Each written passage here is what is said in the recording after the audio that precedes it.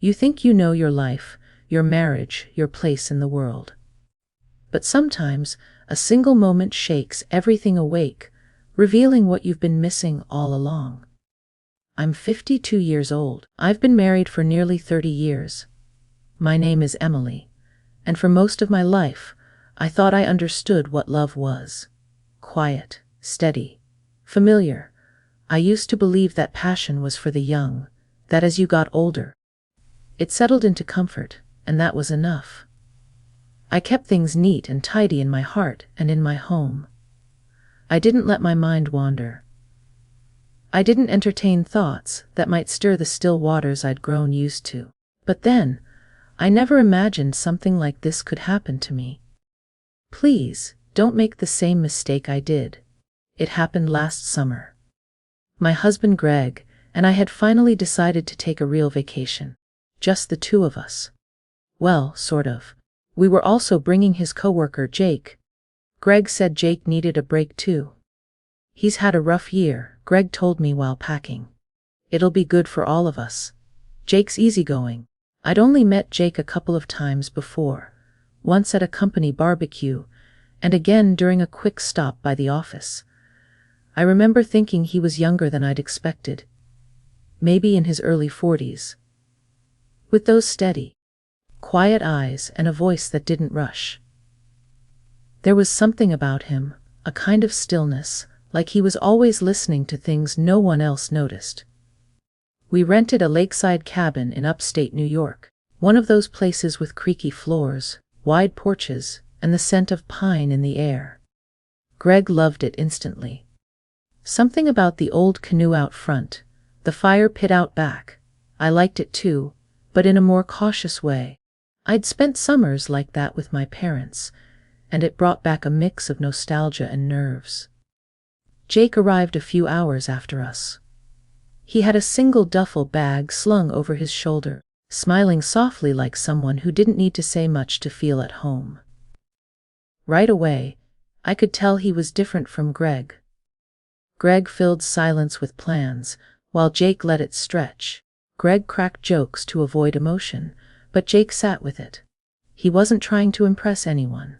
He was just there. The first few days passed quietly, mornings spent with coffee, and dew still clinging to the grass, afternoons hiking trails or lounging by the dock with books half read, evenings filled with grilled vegetables, soft music, and the hum of cicadas.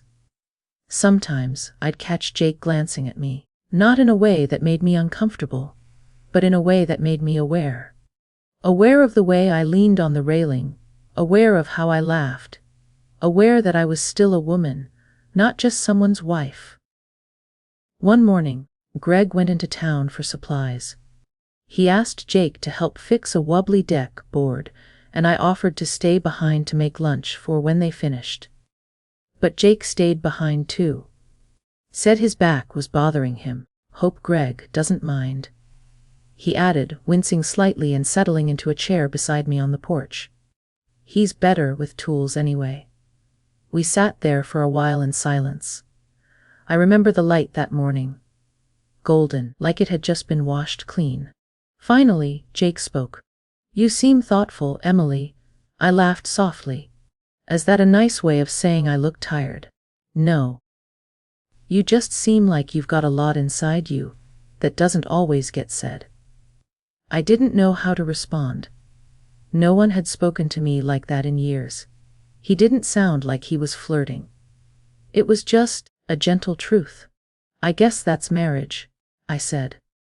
After a while, you learn what not to say. He nodded, staring out at the lake. Or maybe you forget that some things are still worth saying. That sentence hung in the air, suspended between us for what felt like forever. It wasn't flirtation. It wasn't anything. And yet, it felt like everything. My breath caught in my throat. I stood up quickly, pretending to check on the sandwiches I'd barely started. Later that evening, Greg came back, and everything was normal again. Lethargic, predictable, but something had shifted in me. Quietly, undeniably, and I think Jake knew it too. That night, I lay beside Greg. listening to his steady breathing as sleep overtook him, just like it always did when he'd spent a full day outdoors. I stared at the wooden ceiling above our bed, the scent of firewood and lake air clinging to the sheets. I couldn't stop thinking about what Jake had said earlier. Maybe you forget that some things are still worth saying. It echoed in my mind like a whisper in a canyon. Quiet, but impossible to ignore.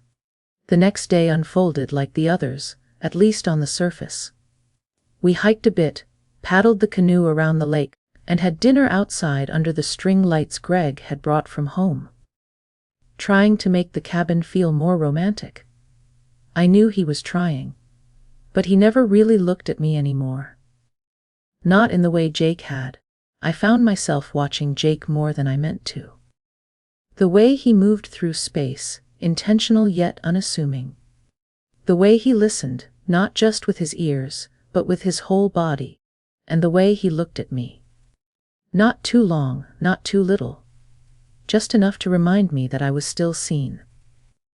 After dinner, Greg announced he was exhausted and turned in early, claiming he'd overdone it on the hike. Jake and I stayed outside, sitting near the fire pit, the flames painting his face in shifting golds and reds.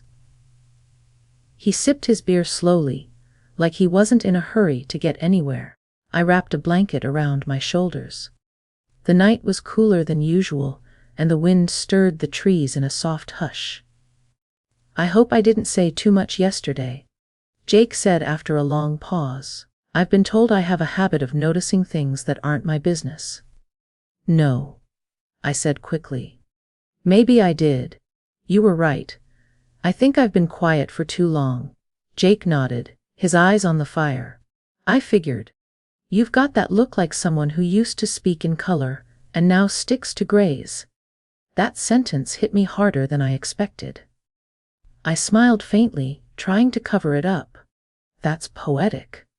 He turned toward me then, his voice low and clear. You don't have to explain yourself, Emily. Not to me. I felt the heat rise in my cheeks, not from the fire, but from something deeper, something I hadn't felt in a long, long time. He stood up, brushing off his jeans. I should let you get some rest, he said, but before he walked away, he paused just a foot from me. He looked down, then back up at my face. I see you, he said. Just those words. And then he walked away into the darkness, the porch creaking under his steps. I sat there for a while after he left, blanket pulled tight around me, heart hammering in a way I hadn't known it could. I wasn't foolish. I knew this wasn't about romance. It wasn't about chasing something forbidden. It was about feeling something true, even if only for a moment. And yet, I also knew moments have a way of changing everything.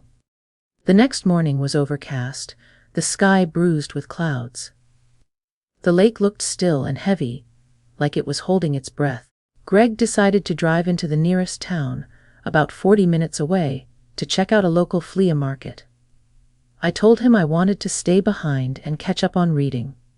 The truth was, I needed space. I needed to think. He kissed me on the cheek out of habit and left, promising to bring something weird and wonderful. I smiled, but my thoughts were already drifting. Jake was on the dock when I found him, legs dangling over the edge, fishing rod in hand. He looked peaceful, like the gray morning sky suited him. Mind some company? I asked. He didn't turn, just nodded. Always. I sat beside him, careful not to let our arms touch. The air smelled of damp earth and pine. A loon called from somewhere across the water. We didn't speak for a while, and it wasn't uncomfortable. It was full, like we were speaking through the silence. Finally, he broke it. Did you always want this life? He asked softly. I stared out at the lake, surprised by the question, and even more surprised by how quickly the answer came. No, I said, not exactly. I mean, I love Greg. I love what we've built. But there were other versions of me once. Versions I packed away for later. Later just never came. Jake reeled in his line slowly, thoughtfully. I think a lot of us do that. Hide pieces of ourselves in the corners. Then we forget to go back for them. His words felt like keys turning in locks I hadn't touched in years. Did you, I asked, forget some pieces? He smiled faintly, casting his line again. One or two, maybe more. We sat for a while longer, and I felt the strange flutter of grief. Grief for the parts of me that had faded. The girl who used to write poetry on napkins. The woman who once dreamed of starting a gallery, not just organizing her husband's dinner meetings. Can I show you something? He asked suddenly. I nodded. He stood, gesturing toward the tree line. There's a trail. It leads to a little clearing with an old bench. Nobody goes there anymore. Thought you might like it. I hesitated for a moment, then stood and followed him. The walk was quiet, softer underfoot, branches brushing our shoulders. The air smelled sweet with moss and old wood. When we reached the clearing, I gasped softly. It was small, surrounded by tall trees that filtered the light just right, like a private cathedral made of green and gold. In the center was a worn wooden bench, half covered in ivy. It's beautiful, I whispered. Jake nodded. I come here when I need to remember who I used to be. I sat down slowly, brushing away some leaves. Jake stayed standing, his hands in his pockets. I brought Greg here once, he said, but he just wanted to check if there was cell reception. I laughed quietly. That sounds like him. Jake finally sat beside me, not close, but not distant either. We watched the wind move through the leaves, and I felt it again. The impossible stillness, the kind that makes you feel like time has stopped. I keep thinking I'm too old to be feeling this, I admitted. Whatever this is. Jake turned to me, his expression open, unafraid. You're not. You're human. I looked down at my hands. They didn't look like young hands anymore, but they still felt like mine, and in that moment I realized something. This wasn't about Jake. It wasn't even about Greg. It was about me. And for the first time in years I felt awake. The rain came that night. Soft at first, then steady, drumming gently on the cabin's roof like a lullaby. Greg had fallen asleep early again, his new weird and wonderful flea market treasure. A rusty lantern, already forgotten in the corner. I couldn't sleep, not after everything stirring inside me. I got out of bed quietly, wrapped a shawl around my shoulders, and stepped out onto the porch. The air smelled fresh, full of wet earth and pine needles. The wind was cool, but not biting. I thought I was alone until I saw Jake sitting at the edge of the porch, legs pulled in, staring out at the trees. He turned slightly when he heard me, then looked away again, offering space. I stood beside him for a moment, unsure, then slowly sank down to sit beside him. We said nothing for a while. The sound of rain filled the silence. Finally, I whispered, I don't know who I am anymore. Jake didn't flinch. Maybe that's a good thing. I looked at him. He continued, when you forget who you are, you get a chance to remember on your own terms, not by who someone expected you to be, not by the roles you were handed. I felt tears rising.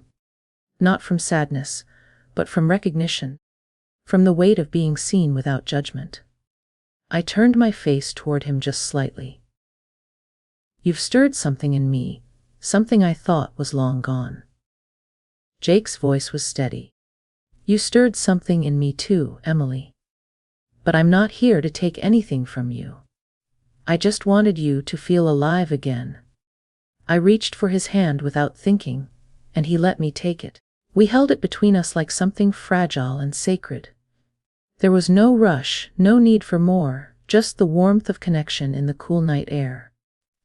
I don't want to hurt Greg, I said softly, and I don't want to lose myself either. You won't, he said. You're just beginning to find yourself again. The rain slowed. The trees dripped quietly. The porch light cast soft golden halos across the planks. Eventually, I stood, our fingers gently parting. "Thank you, Jake," I said. He looked up at me, eyes full of something deeper than affection. "Take care of her," he said. It took me a second to realize he meant me, the version of me I was just now reclaiming. The next morning, the sun returned. Greg made coffee and didn't notice the difference in my silence, but something inside me had shifted permanently. That afternoon, Jake packed up his bag and said goodbye. Greg offered a distracted farewell, already scrolling through work emails.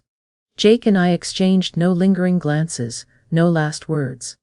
But as he walked away, I felt a quiet strength rise in my chest.